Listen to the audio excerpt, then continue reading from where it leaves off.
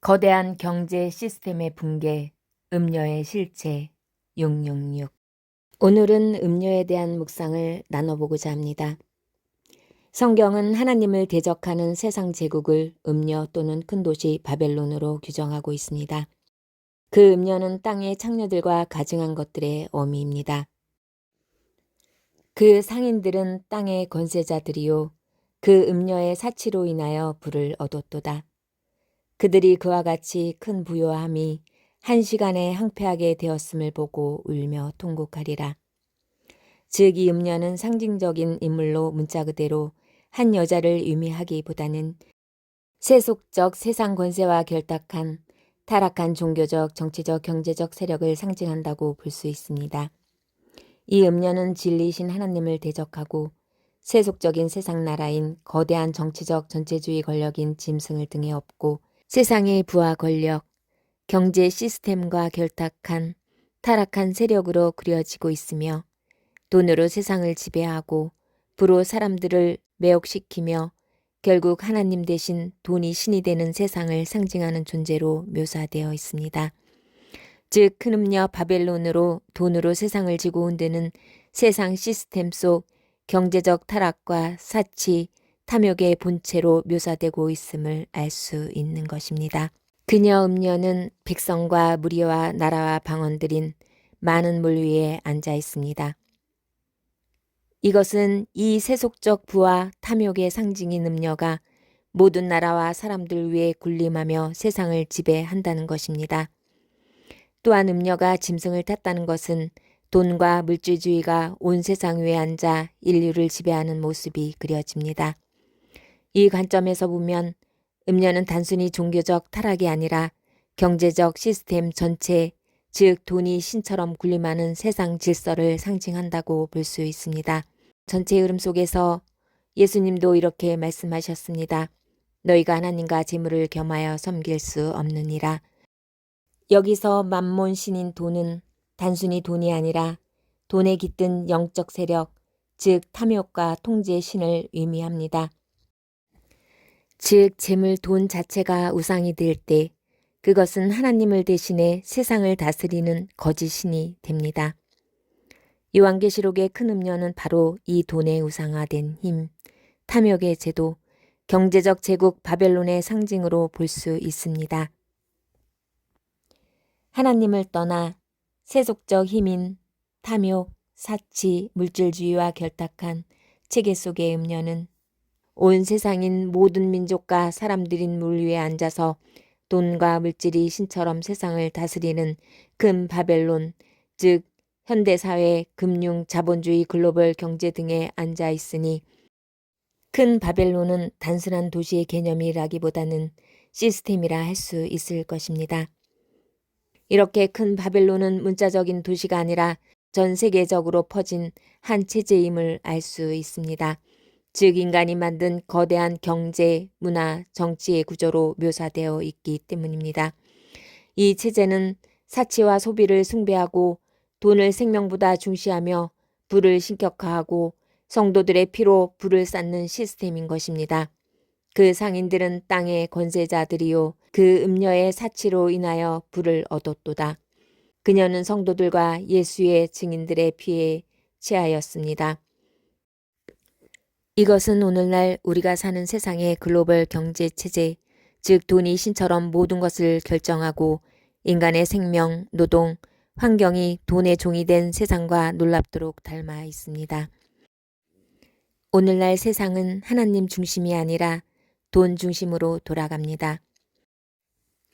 그 결과 오늘날의 모습은 경제 이익을 위해 사람과 자연을 희생하고 노동을 착취하며 환경을 파괴하고 있습니다. 불평등으로 정치 부자와 권력자들이 결탁하고 자본이 정치를 움직이고 있습니다. 문화 사치와 소비를 숭배하고 있습니다. 돈이 성공의 기준이라는 가치관으로 종교 세속 권력과 타협 종교가 물질적 성공을 추구하고 있습니다. 이 모든 것이 성경에서 말하는 음녀가 많은 물 위에 앉은 모습입니다. 즉 돈의 영이 온 인류를 지배하고 그 위에서 세상이 돌아가는 체제인 것입니다. 하나님은 이에 대해 이렇게 경고하고 계십니다. 그 음녀에게서 나오라고요. 내 백성아, 그녀에게서 나오라. 그의 죄에 참여하지 말고 그의 받을 재앙들을 받지 말라. 이 말은 단순히 도시를 떠나라가 아니라 그 시스템의 가치관과 방식에서 벗어나라는 뜻입니다. 세상의 유혹과 죄에 빠지지 않도록, 돈이 인생의 목적이 되지 않도록, 인간의 가치를 불호 환산하지 않도록, 정의와 사랑보다 이익을 우선하지 않도록, 주어진 것에 감사하지 않고 지나치게 욕심을 내는 탐욕과 남의 것까지 빼앗으려는 탐심을 부리지 않도록, 이것이 바벨론에서 나오라는 영적 부르심인 것입니다. 우리는 이미 그러한 바벨론이 한순간에 무너질 것을 알고 있습니다. 그 모든 부요함이 한시간에 항폐하게 되었도다. 즉, 돈 중심의 세계 질서는 영원하지 않습니다.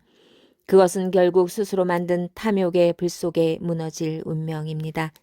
이는 경제 붕괴, 금융위기, 환경 재앙 등으로 지금 이 순간 이 땅에 부분적으로 점진적으로 일어나고 있습니다.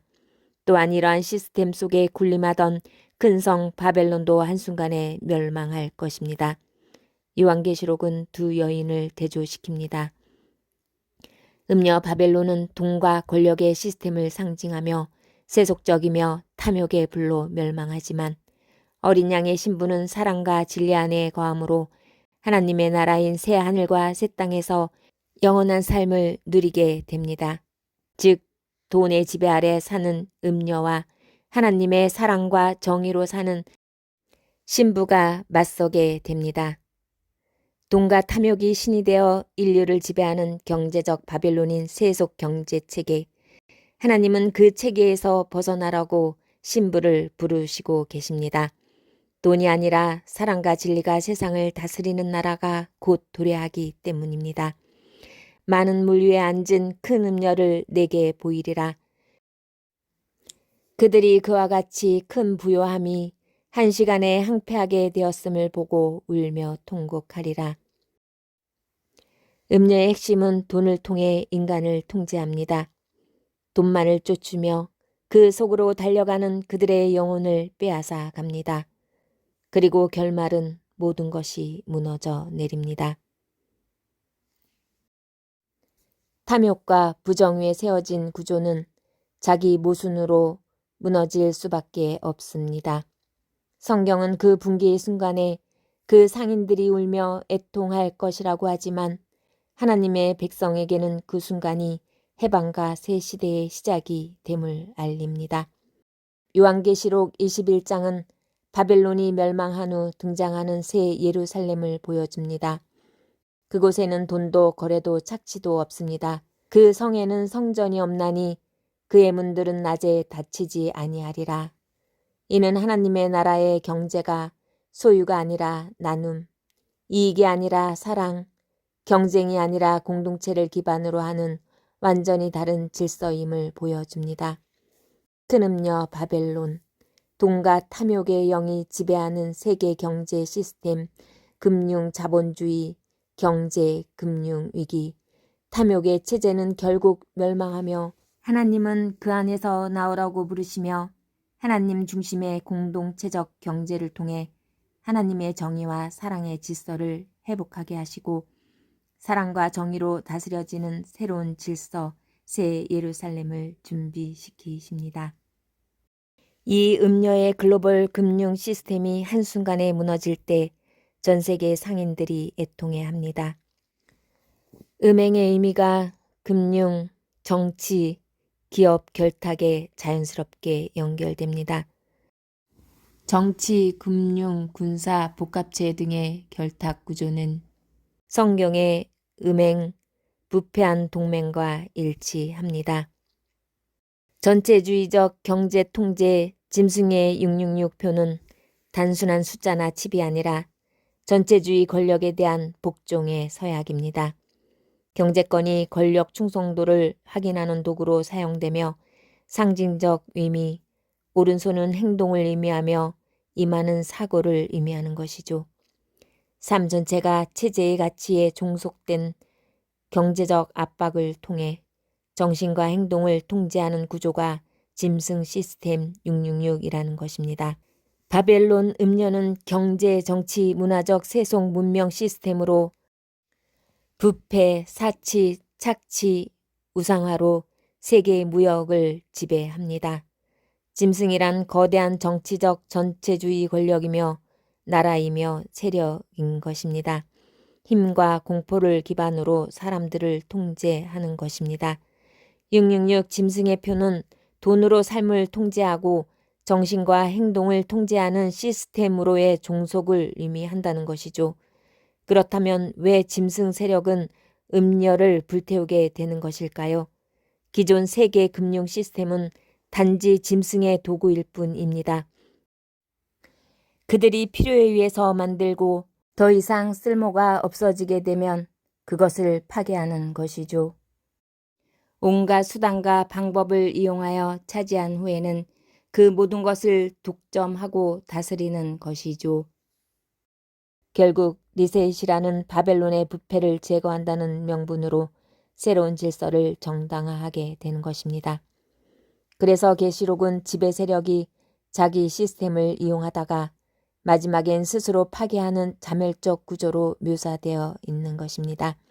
부정과 부패로 쌓아올린 시스템은 결국 자신들에게 돌아오는 자기 파멸 구조일 뿐입니다. 이제 큰 성 바벨론의 멸망도 얼마 남지 않았고 또한 예수님의 재림도 초일기입니다. 이제 우리는 사도 바울의 마지막 때 삶의 태도를 되새겨 볼 때입니다.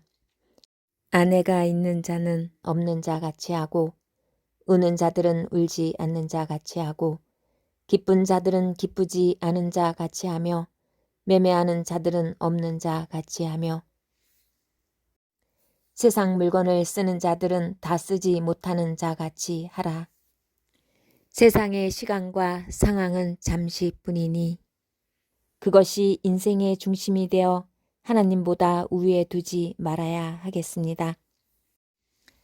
재산과 소유는 잠시 맡겨진 것일 뿐이며 언제든지 내려놓을 수 있는 마음 자세를 가지라는 가르침이겠죠. 일일 일비하지 말고 오직 보이지 않는 예수님만을 바라볼 때입니다. 이것은 곧 경제활동을 금지하는 말도 아니고 가난을 강요하는 말도 아닙니다.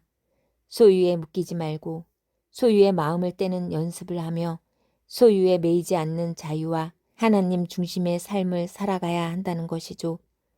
마지막 시대에는 소유가 신앙의 시험 도구가 된다는 것일 것입니다.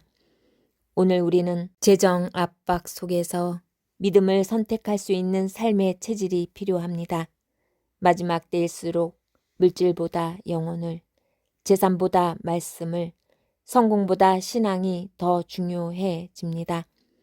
세상의 모든 외형은 지나가되 우리에겐 영원하신 예수님의 증거를 가지고 있기 때문입니다.